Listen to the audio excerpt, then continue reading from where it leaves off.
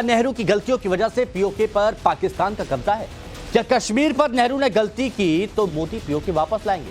सवाल यह भी है कि कश्मीर पर नेहरू को विलेन बनाना कितना सही है? राज्यसभा में कल केंद्रीय गृह मंत्री अमित शाह ने कश्मीर मुद्दे के लिए नेहरू को जिम्मेदार ठहराया। जम्मू कश्मीर पुनर्गठन विधेयक पर चर्चा के दौरान अमित शाह ने कहा कि नेहरू की गलतियों की वजह से पीओके बना, और इतना ही नहीं, अमित शाह ने खुद नेहरू की कही हुई बातों को संसद के पटल पर रखा। शाह के हमले के बाद कांग्रेस ने पलटवार किया, कहा कि नेहरू पर झूठी बातें करना बीजेपी की आदत हो गई। अमित शाह ने राज्यसभा में कैसे नेहरू को घेरा, पहले उसे सुनिए, उसके बाद इसी मुद्दे पर बात।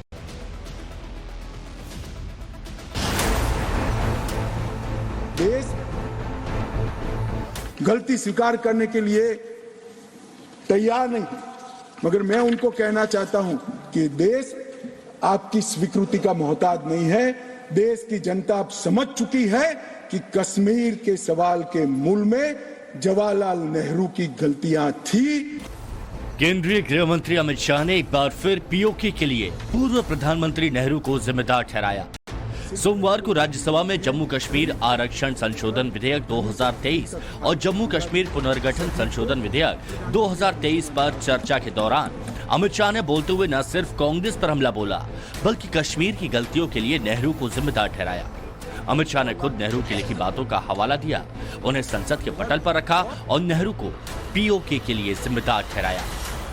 देश का प्रधानमंत्री का देश की जमीन के लिए संवेदनशीलता होना चाहिए या नहीं होना चाहिए? मान्यवर, इतना छोटा सवाल है।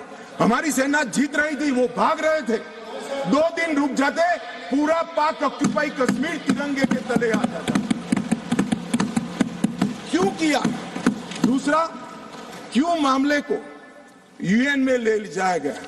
अब ये सारी चीजों को आप कहते हैं कि रेफरेंस लाइए।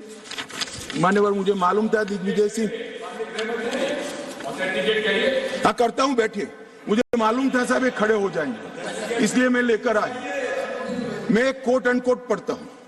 यूनाइटेड नेशन के अनुभव के बाद मैं इस निष्कर्ष पर पहुंचा हूं कि वहां से कुछ संतोषजनक नतीजों की उम्मीद नहीं की जा सकती। मुझे सीज फायर करना अच्छा फैसला लगा, लेकिन इस मसले को ठीक से हम नहीं निपट पाए, नहीं परख पाए। हम सीज फायर पर और विचार करके बाद में निर्णय करना चाहिए था। हालांकि ये सब भूतकाल की गलतियां हैं। ये जो कोट है किसी और का नहीं है, जवाहरलाल नेहरू का है। अब उनको तो मानोगे या नहीं मानोगे कि उन्होंने गलती की है, स्वीकार करी है। इतना ही नहीं, अमित शाह ने एक बार फिर दोहराया कि पीओके भारत का है। शाह ने कहा कि पीओके के लिए 24 सीटें आरक्षित रखी गई हैं। पाक ऑक्यूपाई कश्मीर की 24 सीटों को आरक्षित रखा गया है, क्योंकि हम अभी भी मानते हैं, कोई जिसको जो बोलना है वो बोले।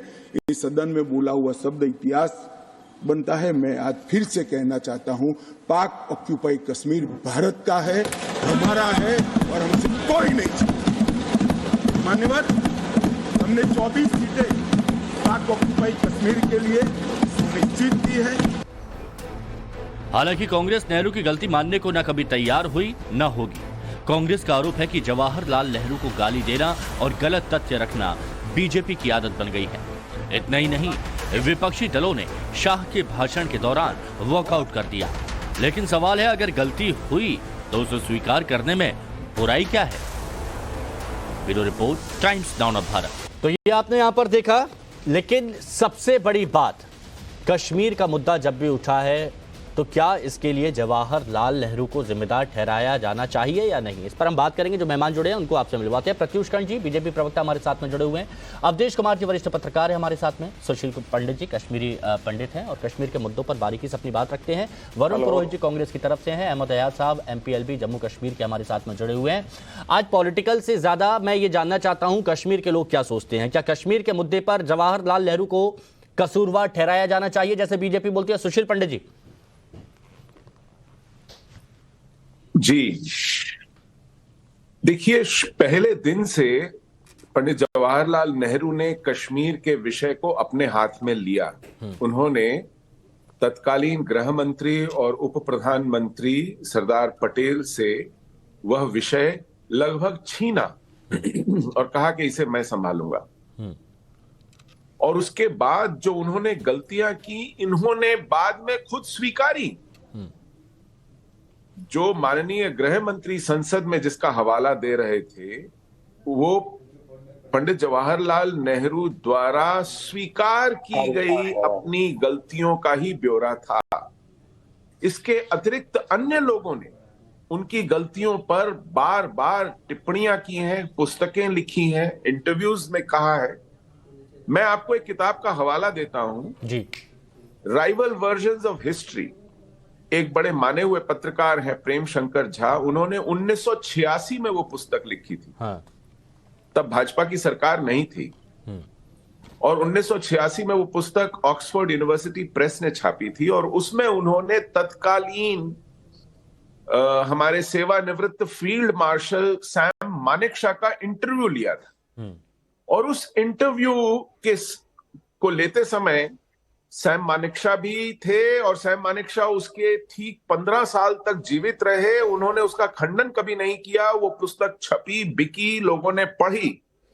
और उस इंटरव्यू में उन्होंने कहा कि जब विलय का प्रस्ताव आया 26 अक्टूबर 1947 को, और लॉर्ड माउंटबैटन ने मीटिंग बुलाई, उस कमरे में वो स्वयं रक्षा मंत्रालय की ओर से एक प्रतिनिधि के रूप में थे, रक्षा मंत्री स्वयं थे सरदार बलदेव सिंह, स्वयं सरदार पटेल वहां थे गृह मंत्री के रूप में, प्रधानमंत्री वहां थे।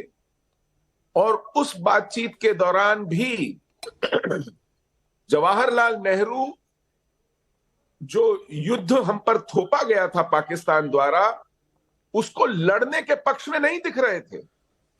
वो तब भी कह रहे थे कि युद्ध को टालने के लिए संयुक्त राष्ट्र संघ बना है, क्यों ना हम वहां चले जाएं। इस पर जब क्षुब्ध होकर सरदार पटेल ने हिंदी में पंडित नेहरू से पूछा, वो 14 साल बड़े थे पंडित नेहरू से, सीनियर थे कांग्रेस में, उन्होंने कहा जवाहर तुम्हें कश्मीर चाहिए कि नहीं चाहिए? ये स्वयं सैम मानेकशॉ ने प्रेम शंकर झा को बताया। और जब जवाहरलाल नेहरू ने सुना पटेल से कि जवाहर तुम्हें कश्मीर चाहिए कि नहीं चाहिए, तो उन्होंने पलटकर जवाब दिया, हां क्यों नहीं चाहिए। और ऐसा सुनते ही सरदार पटेल सैम मानेकशॉ की ओर मुड़े और कहा, You've got the instructions from the Prime Minister, आपको प्रधानमंत्री से साफ निर्देश मिल गया है, जाइए सेना लेकर के कश्मीर की मदद कीजिए, कश्मीर को बचाइए।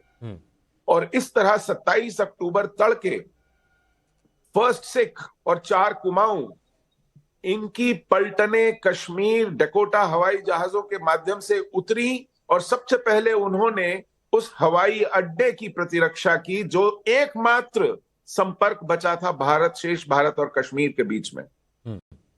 और फिर वहां से उन्होंने खदेड़ना शुरू किया, यानी पाकिस्तानी श्रीनगर तक पहुंच गए थे, एयरपोर्ट को घेर चुके थे। और सेना ने, भारतीय सेना ने अदम्य शौर्य का परिचय देते हुए, मैं आपको बताऊं, पहले 2 परमवीर चक्र भारतीय सेना को वहां मिले।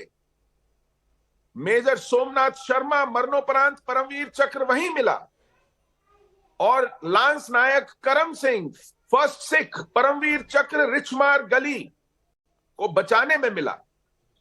और इन अदम्य शौर्य की गाथा के साथ भारतीय सेना ने जब उन्हें खदेड़ना शुरू किया और 60% कश्मीर बचा लिया, खाली करा लिया, 40% कश्मीर बचा था, एकाएक 1 जनवरी 1949 को एक तरफा युद्ध विराम की घोषणा कर दी गई। ये जीतती हुई सेना को और समय नहीं दिया गया। उस बात का ब्यौरा गृह मंत्री ने दिया है। ये केवल गलतियां नहीं है, ये अपराध हुए हैं भारत के साथ। और इन्हीं अपराधों के चलते, ऐसे ही अपराधों के चलते हमने अक्साई चिन्ह चीन से खोया। ऐसे ही अपराधों के देखिए, जो घटनाएं इतिहास में घट गई है, जो घटनाएं इतिहास में घट गई है, उसको आप कैसे नकार सकते हैं? सुशील जी ने एक किताब की बात की है, जो गुलाम मोहम्मद बख्शी थे, वो शेख अब्दुल्ला के सहयोगी थे। उन्होंने उस बैठक का भी विवरण लिखा है कि उस बैठक में मैं भी था, सरदार बलदेव सिंह थे, कमांडर इन चीफ रसेल थे, बुकर थे, और अंग्रेज जो कमांडर थे बुकर, वो सेना भेजने के पक्ष में नहीं थे, सब चुपचाप बैठे हुए थे। अंत में सरदार पटेल ही उठ के खड़े हुए। जो अंग्रेज कमांडर था उन्होंने ये कहा कि हमारे पास इतने संसाधन नहीं है, इतने सेना नहीं भेज सकते। उन्होंने लिखा है कि वो उठे हैं कि हमको हर हाल में कश्मीर बचाना है, नेहरू की ओर देखे हैं, और फिर वो सेना गई और बोले कि आपको रसद सामग्री हवाई जहाज से भेज दी जाएगी। तो इसीलिए जो कुछ घटनाएं घटती हैं, और कई लोगों ने लिखा है भाई, सी राजा गोपालाचारी ने अपने मेमोयर में लिखा है कि अगर नेहरू की जगह सरदार पटेल को दे दिया जाता तो जैसे हैदराबाद सुलझ गया, जैसे कि जोधपुर सुलझ गया, वैसे ही वो भी सुलझ जाता। एमबी कामत ने लिखा है कि सरदार पटेल ने बताया था उस समय कि नेहरू और अयंगर हस्तक्षेप नहीं करते और मेरे से नहीं लेते तो मैं कश्मीर को भी सुलझा चुका होता। तो ये सब चीजें आई हुई है उस समय। देखिए नेहरू जी, अभी जो कल जो फैसला सुप्रीम कोर्ट ने दिया है वो आपको लगता होगा कि तात्कालिक एक नरेंद्र मोदी सरकार के निर्णय में है। उस फैसले में बताया है कि कश्मीर के साथ और हमारे देश में कितने झूठ बोले गए अभी तक, कि 370 तो विशेष अधिकार के वायदे के तहत दिया गया था। सुप्रीम कोर्ट ने ये 70-75 साल से चले हुए इस झूठ को जो है कल ध्वस्त कर दिया है, और यह झूठ लगातार बोला गया है। सच यह है कि जब विलय की बात आई थी तो नेहरू जी ने महाराजा के सामने पहली शर्त रखी कि आप शेख अब्दुल्ला को पहले रिहा करिए। जब शेख अब्दुल्ला को रिहा कर दिया तो कहा कि आप इनके हाथ में शासन दीजिए, और शेख अब्दुल्ला के हाथ में जब शासन आया तो उन्होंने पहला काम किया कि पहले महाराजा को निर्वासित करो, और जो संविधान सभा बनी उसमें से प्रजा परिषद बाकी सबको निकाल के 75 के 75 मुस्लिम कॉन्फ्रेंस या नेशनल कॉन्फ्रेंस जो भी कहिए उसके मेंबर डाले गए, और उसी ने फिर ये सारा कुछ किया है कि हम भारत के संविधान नहीं मानेंगे, प्रियम्बुल हमारे यहां लागू नहीं होगा। सुप्रीम कोर्ट सारे फैसले उन लोगों ने अपने तरीके से किए, और नेहरू और शेख के कहा जाता है। जब ये बात कर रहे हैं कि अमित शाह के निशाने पर अमित शाह से जवाहरलाल नेहरू रहे हैं, उन्होंने कल भी उठाया है, और अभी एक बड़ी खबर यहाँ पर आज नहीं आ रही। राहुल गांधी ने तुरंत यहाँ पर पलटवार किया।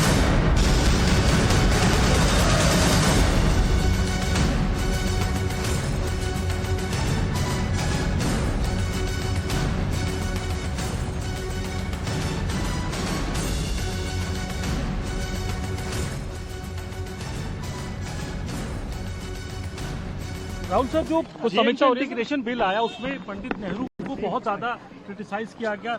ये तक कहा गया होम मिनिस्टर के द्वारा कि वही जिम्मेदार थे और गलतियां उन्होंने करी, ब्लंडर उन्होंने किए। किन्होंने? पंडित नेहरू को। पंडित नेहरू ने मतलब अपनी लाइफ दे दी,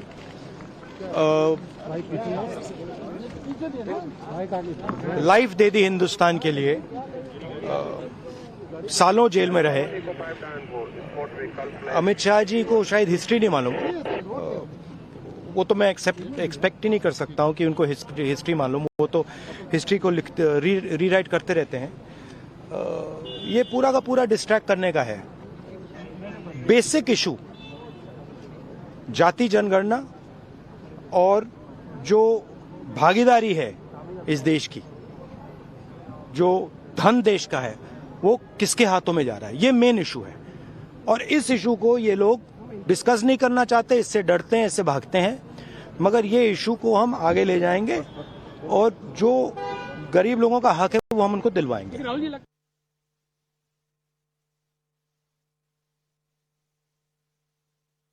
रहा हूं कि अमित शाह जी ने संसद में यह बात कही है। अगर वो झूठ है ऐतिहासिक रूप से तो विशेषाधिकार हनन का मामला बनता है, फिर वो संसद में ले जाए। संसद के रिकॉर्ड में कोई झूठ बोल ही नहीं सकता है, रिकॉर्ड का विषय है, तो ये तो ले जाए वहां। दूसरी बात मैं कह रहा हूं कि नेहरू की कैबिनेट ने यह फैसला किया था कि अंग्रेज जाति जनगणना कराते थे समाज को तोड़ने के लिए, आज से जातीय जनगणना नहीं होगी। यह नेहरू कैबिनेट का फैसला था। तो राहुल गांधी कह रहे हैं कि नेहरू जी ने किया, तो नेहरू जी की बात तो माने। रोहित जी, कश्मीर के लिए बीजेपी की तरफ से जवाहरलाल नेहरू, चलिए लगता है वरुण जी इस वक्त यहां पर चले गए, लेकिन अहमद अयाज साहब हमारे साथ में जुड़े हुए हैं। अहमद अयाज साहब, क्या आपको भी लगता है कि जम्मू कश्मीर का जो मुद्दा रहा इतना लंबा खिंच गया, इतने सारे विवाद हुए, उसके लिए जवाहरलाल नेहरू को जो बीजेपी जिम्मेदार ठहरा रही है वो सही है?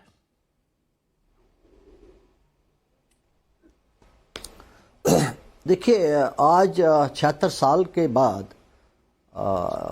ये कहना इस वक्त कि उस वक्त क्या हुआ होगा, ये बहुत आसान है। लेकिन सही सिचुएशन जब इंसान जानता है इसके बारे में तो एक सही नतीजे पर निकलता है।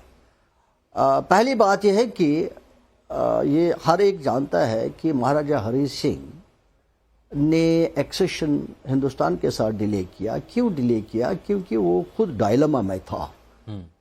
इसलिए कि जम्मू कश्मीर की जो मेजॉरिटी थी वो मुसलमानों की थी और जो जोग्राफिकल कंडीशंस थी उसको देखकर वो नहीं चाहते थे कि जम्मू कश्मीर किसी के साथ भी एक्सीड हो, चाहे वो इंडिया हो या पाकिस्तान। अच्छा, इसलिए वो नहीं चाहता था कि किसी के साथ एक्सेशन हो जाए।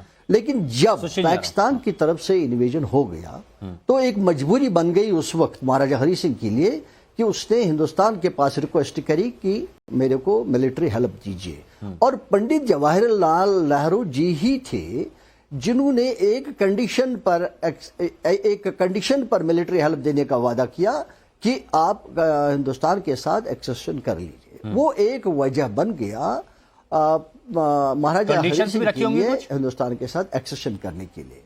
और अगर उस वक्त, इस वक्त तो कह रहे हैं कि पंडित जवाहरलाल नेहरू जी जिम्मेदार है, लेकिन अगर उस वक्त पंडित जवाहरलाल जी विजडम ना दिखाते और हिकमत अमली से काम न ले लेते, चूंकि इन्वेजन जो कर रहे थे पाकिस्तान वाले वो श्रीनगर के पास पहुंच चुके थे। उन्होंने ऑलमोस्ट कैपिटल के नजदीक वो आ गए थे, कैपिटल में आ चुके थे ऑलमोस्ट। तो उस वक्त उनको यहां से भगाना एक मसला हो सकता था उस टाइम, क्योंकि कम्युनिकेशन भी बहुत थी उस वक्त। वो जो फोर्सेस को लाना आना जाना वो इतना जो कनेक्टिविटी है वो बहुत कम थी। तो उस वक्त के हालात में ये फैसला करना उस प्राइम मिनिस्टर के लिए जो हाल ही एक पहला प्राइम मिनिस्टर बना था, नहीं तो लेकिन मुश्किल घड़ियों में मुश्किल वक्त पर फैसला लेना यही तो एक बड़े लीडर की पहचान होती है। मैं कंठ जी से एक रिएक्शन ले लूं। सुशील जी, बहुत देर से उनके पास एक बार भी नहीं आया हूं। प्रत्युष कंठ जी, अभी आपने सुना राहुल गांधी ने क्या कहा, रिएक्शन क्या देंगे? क्योंकि उन्होंने कहा कि डिस्ट्रैक्शन के लिए मुद्दा उठा रहे हैं, वरना तो कोई बात ही नहीं है, उनको इतिहास ही नहीं पता। मैंने राहुल गांधी जी को बिल्कुल आपके चैनल पे सुना अभी।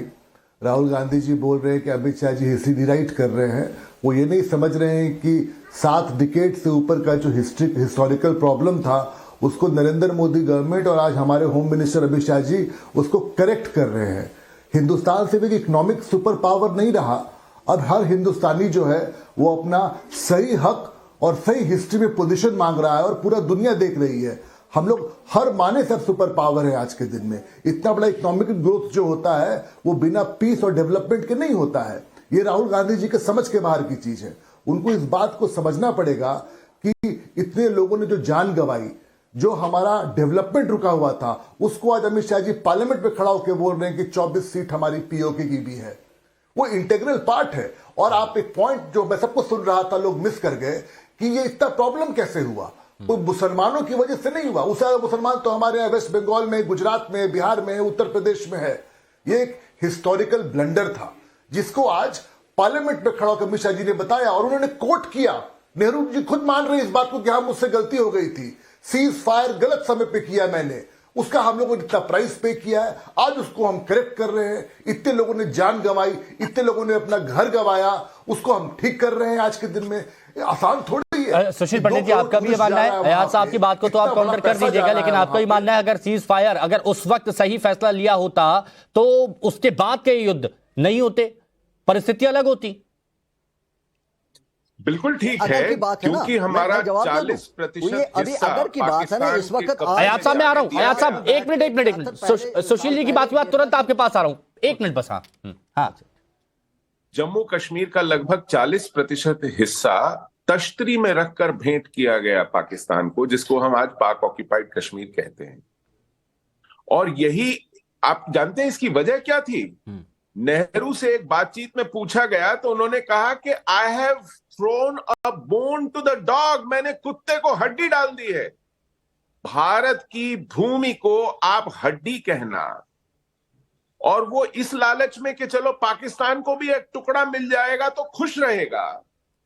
ये किस तरह की सोच है? और क्या खुश रहे वो? उन्होंने उसके बाद बाकी का हिस्सा लेने के लिए कितने युद्ध हम पर थोपे, क्योंकि भारत कमजोर सिद्ध हुआ और पाकिस्तान को यह लगा कि भारत को धक्के में घुड़क कर, युद्ध की धमकी देकर, हिंसा कराकर भारत से कुछ भी छीना जा सकता है। उन्होंने हालांकि आप देखिए ना, विभाजन भी इसी तरह से छीना था ना। उन्होंने दंगों की झड़ी लगाकर भारत से पाकिस्तान लिया था ना। तो उन्हें ये लगता रहा और हमारे नेतृत्व उनको ये जतलाता रहा कि आप एक धक्का और दीजिए, कुछ और हिस्सा और ले लीजिए। तो जो हमने कमजोरी कश्मीर में दिखाई, उसी के चलते हम पर युद्ध आते गए और हमको लगातार अपने आप को बचाव की मुद्रा में रखना पड़ा। अगर हम उस वक्त इस तरह की मूर्खता और इस तरह की कमजोरी और कायरता नहीं दिखाते, तो तभी सबक मिल जाता पाकिस्तान को भी और चीन को भी। ठीक है, ये हमसे एक बहुत बड़ी भूल हुई। ये मुद्दा और कितना चलने वाला है अवधेश जी? देखिए, ये मुद्दा इसलिए आवश्यक है कि जब हम गलतियों को स्वीकार नहीं करेंगे तो उसका परिमार्जन होकर, क्योंकि कश्मीर आज भी हमारे लिए समस्या बना हुआ है। पाक अधिकृत कश्मीर बहुत चोट में है। इसके समाधान के लिए इस पर सच्ची बहस होना, सुप्रीम कोर्ट के डिसीजन को पॉजिटिव वे में लेना, जो गलती हुई है उसको सुधारना और भविष्य में ऐसी गलतियां नहीं हो, इसके लिए जल्दी 30 सेकंड में कंप्लीट कीजिए प्लीज। नहीं, आप यहाँ आज 76 साल के बाद ये हम कहते हैं कि वह उस टाइम ये गलती हुई है, लेकिन ये कहना बड़ा मतलब मुश्किल है और अजीब सा लगता है। देखिए, इतने सारे हिस्टोरियन से वो अपनी यहाँ पर बात करते हैं, कुछ फैक्ट्स के आधार पर ये सारी बातें की जाती होंगी, सिर्फ डिस्ट्रैक्शन तो यहाँ पर एक मुद्दा नहीं हो सकता ना। चलिए, वक्त की कमी है, बहुत सी बड़ी खबरें आज यहाँ पर आई, इसलिए थोड़ा सा वक्त यहाँ पर कम मिल पाया। बहुत बहुत शुक्रिया आप सभी का हमारे साथ जुड़ने के लिए। यार रुकेंगे एक छोटे से ब्रेक के लिए, बने रहे टाइम्स भारत के साथ।